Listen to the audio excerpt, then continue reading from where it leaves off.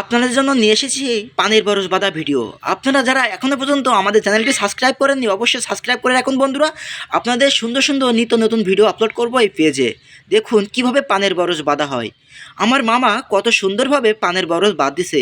দেখতে পাচ্ছেন এই যে পান গাছের শিকড়গুলো, এই শিকড়গুলো এমনভাবে গুঁজি মারতে হবে যেন এই পান গাছের শিকড়গুলো না ভেঙে যায়, এবং এতে পানের বরজ বাঁধার পর এদের শিকড়গুলো মাটিতে ঢেকে দিতে হবে।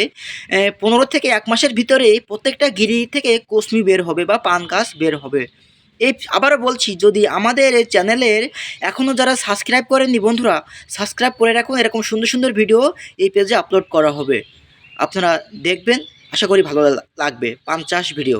যে পান গাছগুলো বড়দের চালে উঠে যায় তখন পান গাছের আগাগুলো কুঁচড়ি মেরে যায়, অর্থাৎ পান পাতাগুলো কুঁচড়ি মেরে যায়। এই জন্য সঠিক সময়তে পানের বরজ বাঁধতে হবে, না হলে পান পাতা কুঁচড়ি মেরে যাবে, গাছে ভালো পান পাতা হবে না। এই যে দেখুন এই সাইডে পান গাছগুলো বাঁধা হয়ে গেছে, আর ওই সাইডে মামা কাজ করতেছে। বন্ধুরা সাবস্ক্রাইব করুন আমাদের ইউটিউব চ্যানেলটি। দেখুন কত সুন্দর একটি ভিডিও। আপনারা আমাদের সাথেই থাকুন, সাবস্ক্রাইব করে পাশে থাকুন।